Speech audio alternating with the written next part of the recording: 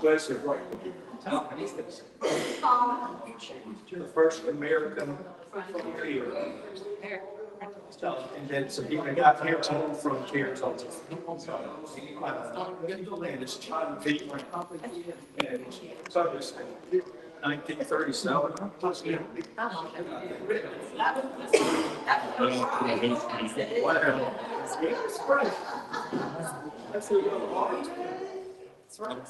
give you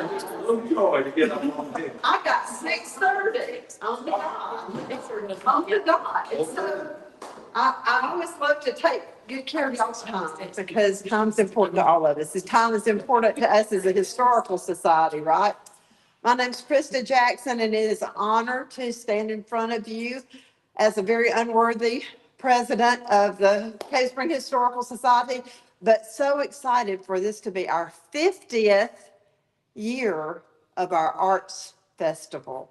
50 years, yes, yeah.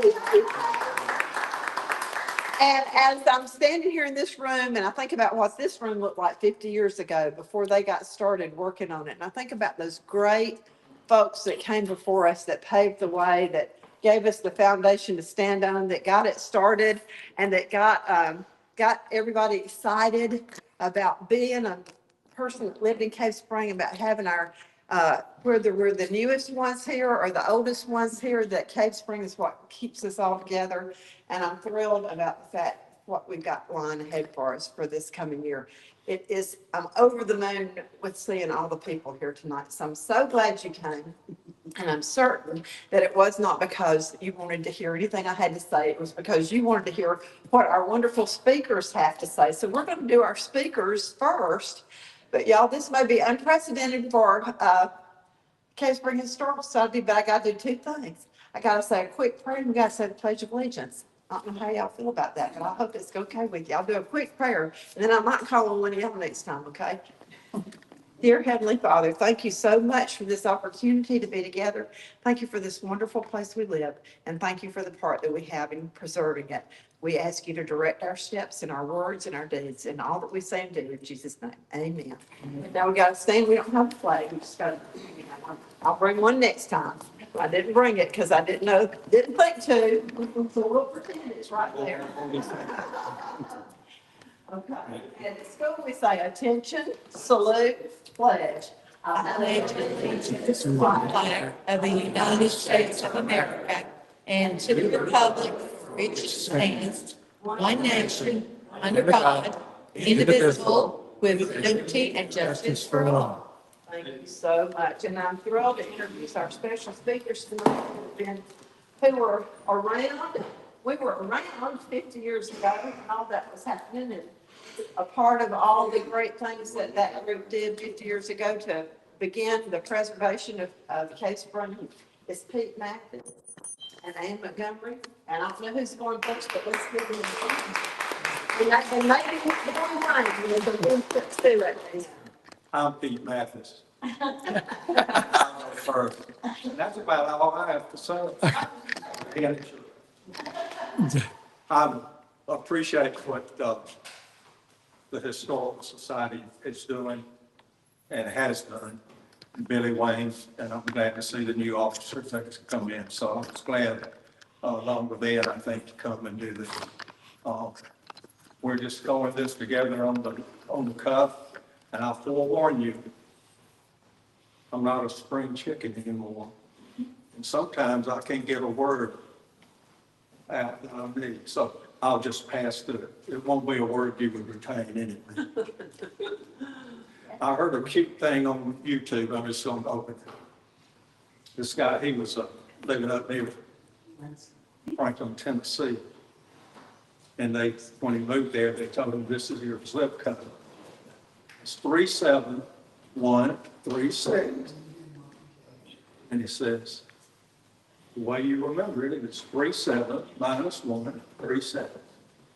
There you go. So that reminds me of our saying here in Cave Spring, not Springs. It's one cave and one spring. Enough of that. I'm going to start this off. Ann's going to talk about the actual first white people that came after the lottery. Everybody familiar with the lottery, that all this land So I'm going to go first because I thought maybe we need to go a little bit back in history. And I thought it was going to be a piece of cake, but I found out history is deep. It's deep. There's a lot of it. And I couldn't fit it in a short time. So I'm just going to ramble around and get to it. I'll start by saying after we became the United States of America and we had our presidents and we get into like 1800, we're here and there's Indians here. Less than 200 years ago, there were Indians here. They were peaceful Indians, but they were here. And it's amazing to me because when I grew up here, I didn't think about it. But that's what they were. So when we became the United States of America, of course, the colonies all became states. 1788, Georgia became a state. 1792, Tennessee became a state. 1719, Mississippi became a state. 1717, Alabama, almost forgot. Alabama became a state. So when we became a nation, state of Georgia was claiming all the land from where we are in the east all the way to the Mississippi River. So in 1802, when Thomas Jefferson was in office, in fact, the next year he started the Lewis and Clark expedition going out west. Nobody had ever been out there. It's just amazing. Our history is not far behind us compared to where people come Europe, etc. It's amazing to me. So anyway, in 1802, federal government decided they wanted that land to the Mississippi River. All that was on it were Indians, Choctaw, Chickasaw, Creeks mostly, and Cherokee. So they did a pact with the state of Georgia. I think they gave them $1,200,000 and some other things. But then the state of Georgia insisted that they would rid Georgia of the Cherokee claim to North Georgia lands, where we are. And that all those lands are basically west of the Chattahoochee, north of the Chattahoochee River, west to where the Alabama line is now, and below Tennessee. So that's the land that they wanted to get. This is 1802. I'm going to carry you up to 1828. That's a long time for Georgians to be patient, and they weren't patient. There was a lot of turmoil was going on, even though we were a country, a new country that wanted its independence. There was a lot of turmoil between Indians, people coming in wanting to take over ahead of time because they knew Georgia had a claim to it. So it was a clash that was going on the whole time.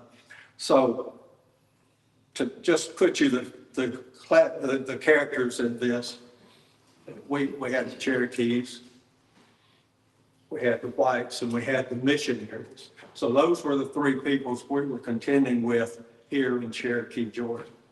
And it was pretty hard to contend with.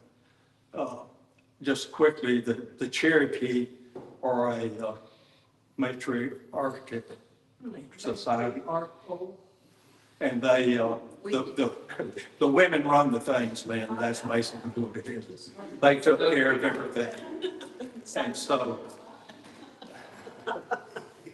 And so right down to this, the Cherokee men, they just did what men do. They hunted and warred. One of the things they really loved to do before the whites got here, they liked to war on their neighbors. That's how, there was a game to them. It was just how they did. They'd war and people didn't, they'd go on.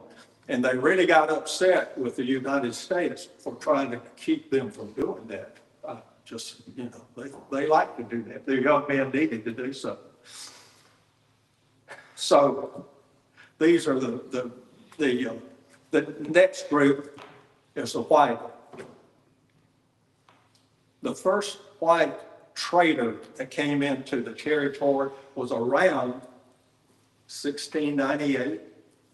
And they were started coming in from South Carolina, a colony, and from Virginia, maybe North Carolina, but that's where they started coming in. You think, wow, okay. And they would come in, they were white, they would come in with people to help them, and they'd set up, who knows, stands, whatever, to do trade with the Indians, and they would go to different parts. Well, sounds pretty good. And it went on, though, for 100 years. And by the time the 100 years gets up and we become independent, there's a lot of mixed bloods. Now, the mixed bloods can hold office in the Cherokee hierarchy. They can participate in it, but not their daddies. Their white daddies, they can't. They're called countrymen, and they can offer advice and all, but they have no real authority. But their sons did. And by the end of this time, we've got a lot of sons that are up at the age that they exert a lot of influence. So now you go to the mixed bloods, and I just covered that in one sentence. So that's what the mixed bloods did. And they actually, there's a book out called Georgia Cherokee Planters, and those were mixed blood Cherokees and some real full-blooded that had done the ways of the white people, and they were planters, and they did everything that the other people did. So they were happy here. They didn't want to go and eventually get out of here. So that's all I got to say about that. Okay. They were run by chiefs.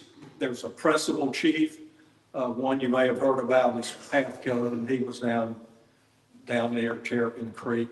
And then they had minor chiefs that were over their individual towns, which were along river valleys, because they needed water and they needed the place to grow their crops. So that's where they were in this situation. I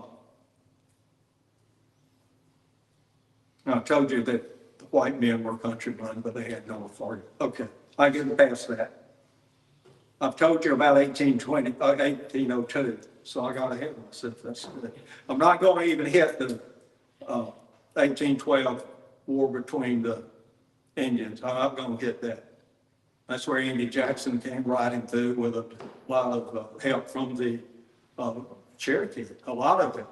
And they went down and anyway, they pretty much they pretty much ran the creeks out here. The next few years, they were beheaded out west. So I'm going to pass that. And I got no time on that. The next interesting time is there were some treaties in 1817, 1814, 1817 and 19 that was between the United States and the Indians. And I forgot to tell you, the dealings with the Indians from the first time the whites came in, they started treating.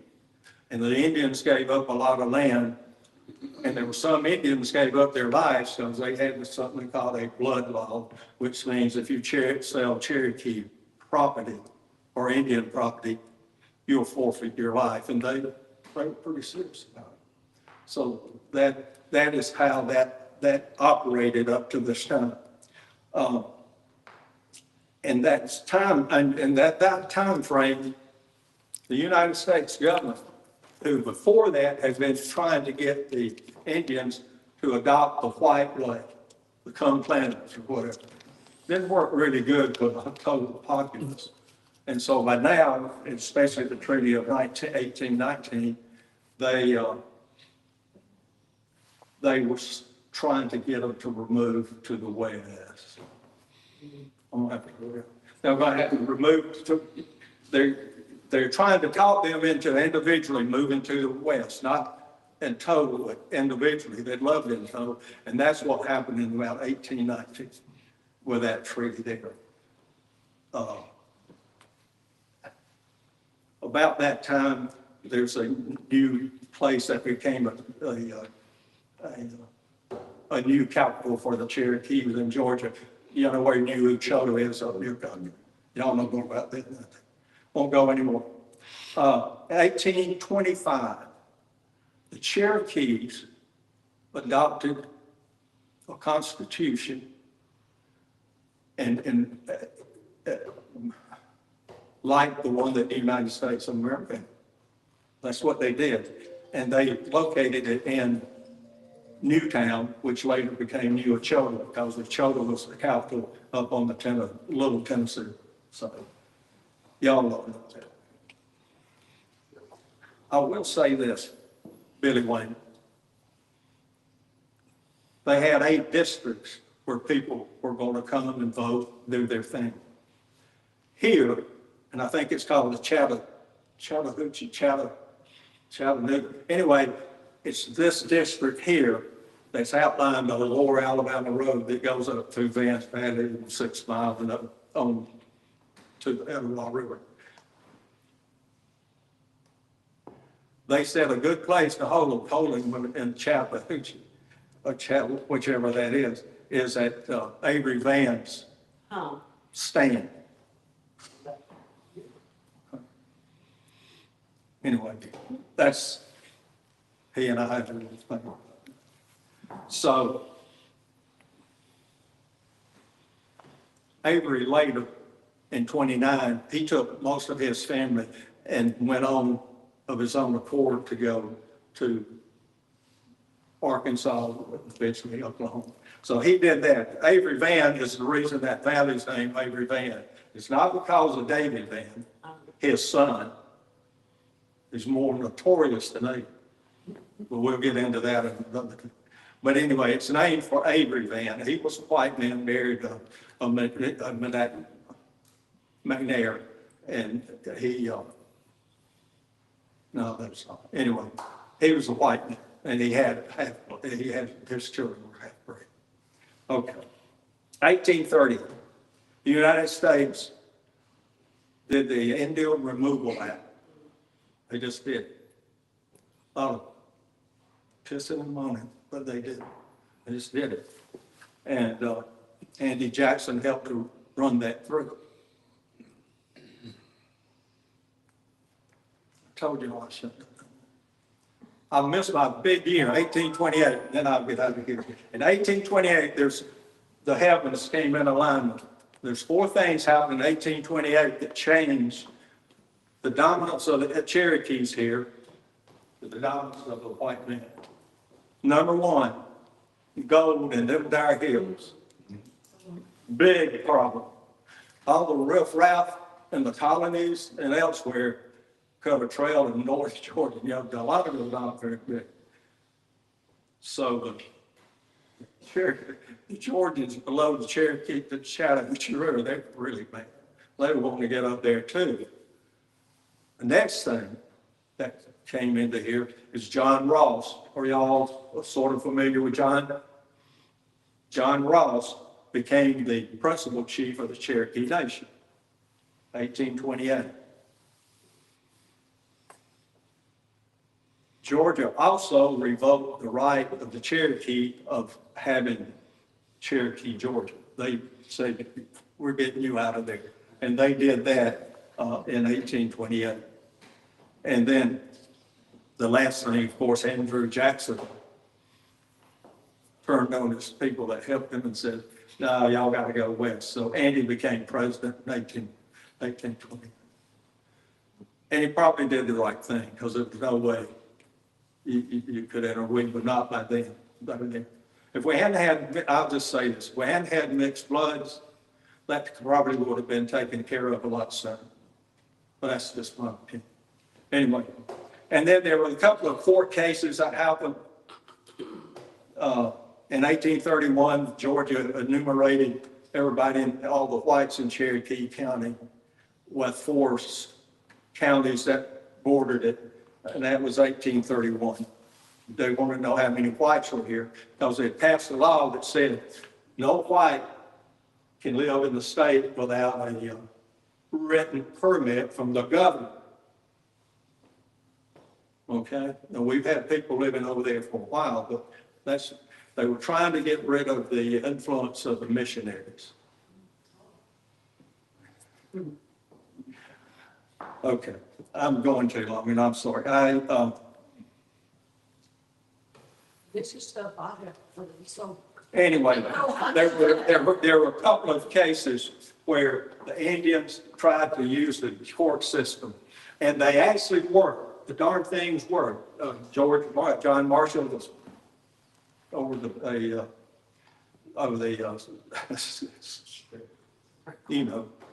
Supreme Court. He actually was in favor of what the Indians were doing, but when the Indians sued Georgia to say that they can't have jurisdiction over them, the Supreme Court said, we can't try that. We don't have jurisdiction over that. We are not trying that. So the next thing that happened is a missionary got thrown in jail because he wouldn't sign the oath, an oath to stay and get his permit to be here. And that was a guy named Samuel Worcester. He goes to court and he sues them because he says the state of Georgia has no control over what's going on in Indian territory because a lot of that was stated in treaties that had come and waived all those treaties. And so I told you to turn this.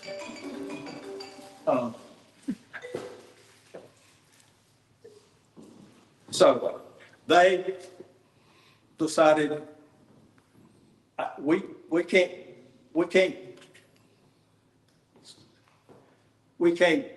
bring this to fruition because you don't have the right to sue. You, Washington, don't have the right to sue them because you're in Indian territory.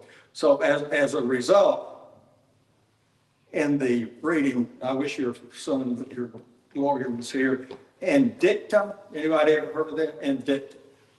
In a suit with judges, and they write their opinion, and they write the opinion, whatever the heck it is. And of course, in this case, it was not exactly what Worcester wanted to hear. But if you do in dictum, you can say,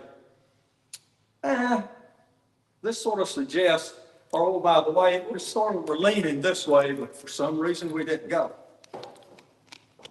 So guess what that did? The Indian casinos, that right there is what got them that land from that case in 1832. Okay, I'm gone.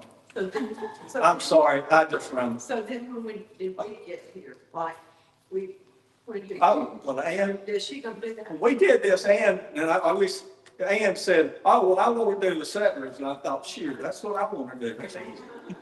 Ann's going to do it. She'll do a better job. I'm sorry I rambled. I'm glad nobody couldn't me. Great.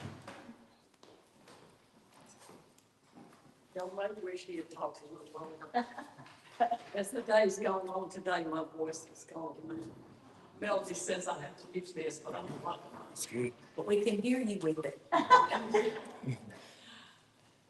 Well, we had the lottery in 1832, and that's really when they wanted to populate this area.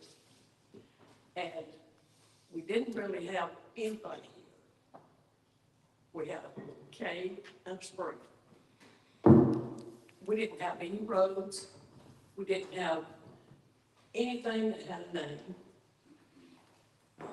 We had the old Alabama Road. Follows basically the path that goes down from Alabama. And there was a little path that went on towards Cedartown. It's not the route that you take. It is till you get to the outside of Cave Spring, and then it goes down to the middle of the mountain. Don't look at me like I'm saying something wrong. He tells me all this stuff. No. 3 times and finally I remember it.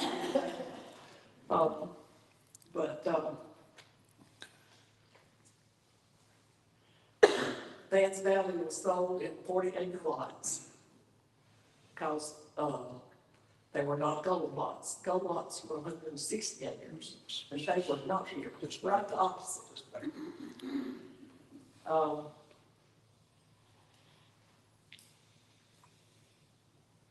the cave and the spring are nothing like what you see today. The cave was entered from the top of the hill.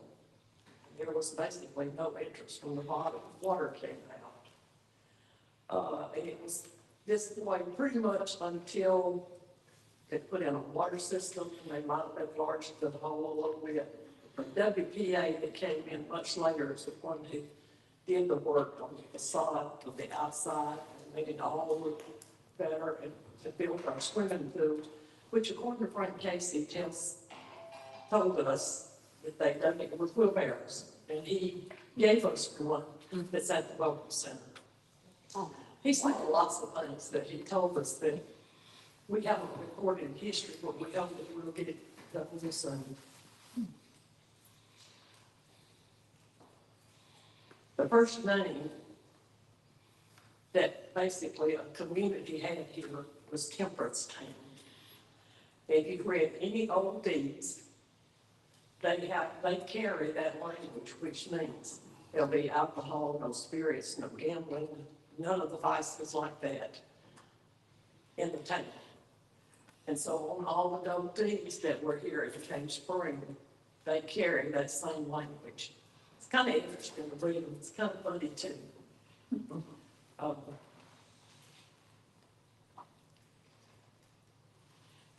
The first people that came here, the only way they had to get here was either on horseback, walk, or perhaps use a cart pulled by oxen. They didn't have roads that were good for travel. They didn't have the nice wagons and buggies and things that you think they were traveling because there was really nothing here. No modern conveniences. One of the first prominent settlers that came to Cave Spring, many of you probably heard this name lots of times, is Armstead Richardson. So 1826, he visited Cave Spring. And there were still some Indians here. And he went back to eastern Georgia where he came from. And he told them that this was a beautiful land and it would be a great place to move to. And the first one that we know of that came was his son-in-law, Alexander Thornton Harper II, and his family. They were the first to move here, and he established a trading post and built a home.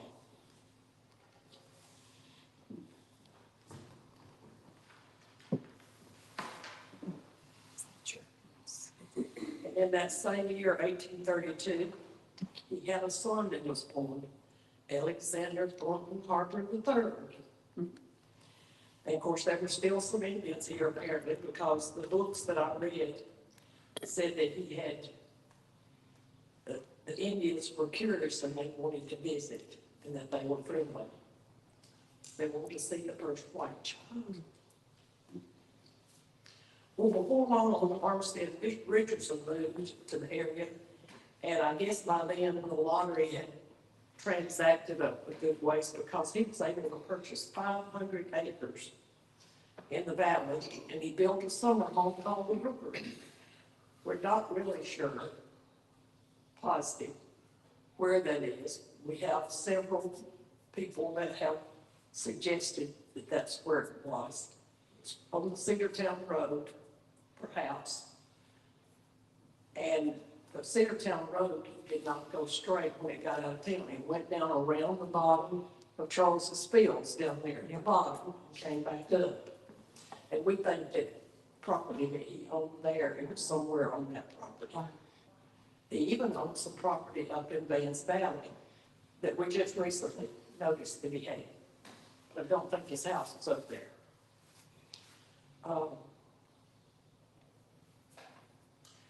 When settlers first come to an area, one of the first things they think about is churches and schools.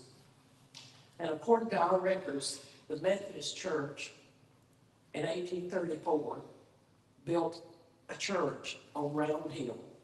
It would have been a log building, and they started a cemetery there. By 1834, they had outgrown the church.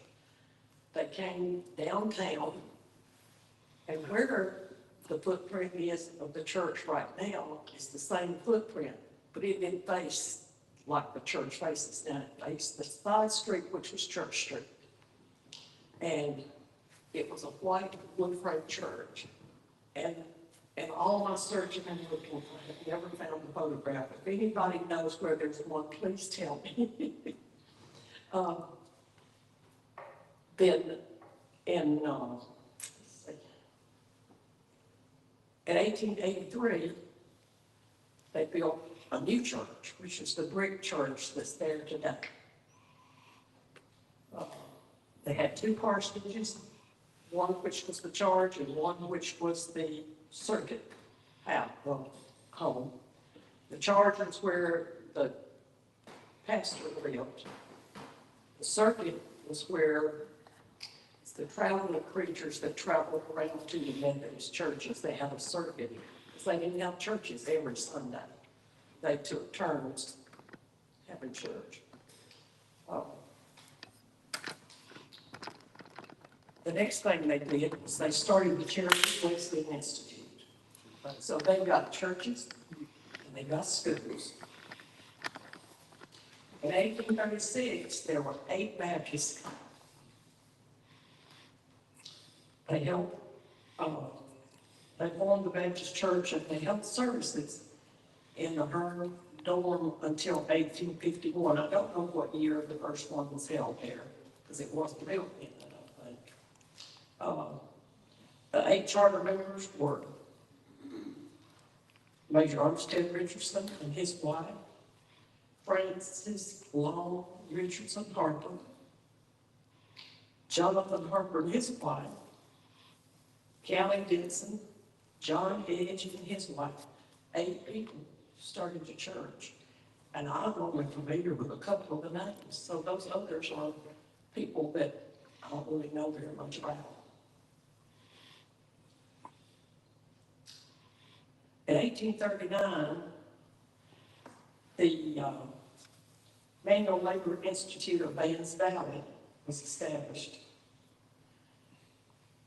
The school purchased 200 acres of land in what is now considered to be the central part of the town. There's a few that go a little bit out of that footprint, but not many. And that basically, that's what helped get the town started, was when that property sold, because they sold it to raise money.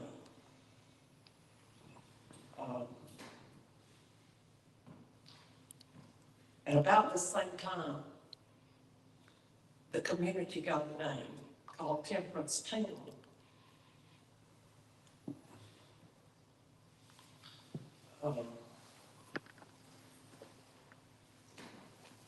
The Georgia Baptist Convention met in Cave Spring in 1844. And at that time, I hate these things. At that time, the local Baptists gave the school and 200 acres to the Georgia Baptist. And there was also a gentleman by the name of Lot Hurd, he was a prominent Baptist, and he gave $12,500 to the school, and the name was changed to the Hurd Institute. By 1946, the emphasis was shifted from the manual labor to the preparatory academic work. And at that time, they decided that they would sell off part of the 200 acres. And that's when the town began to grow.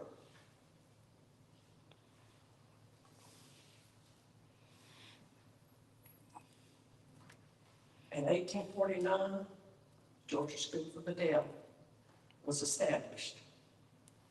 Opie Fanning was its first principal. And I'm not going to dwell on it any at all, because I think somebody is going to do the history of the Georgia School for the Deaf and how it emerged. So I'll let you come back and hear that. January 22nd, 1852, the Temperance Town community was chartered as the village of Cave Spring. It was 650 yards in every direction.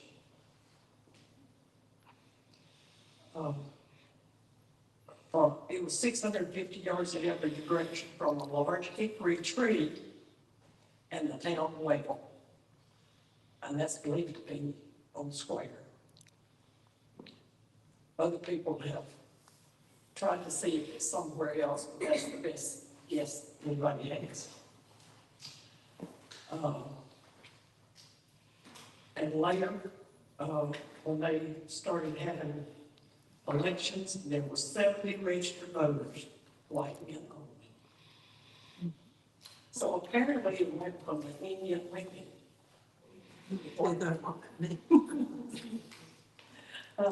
Speaks the speaker, and Christmas has the charisma, and I don't have any of those, but I do love history, and I love to talk about it, so if we can talk one-on-one, I would like it much better.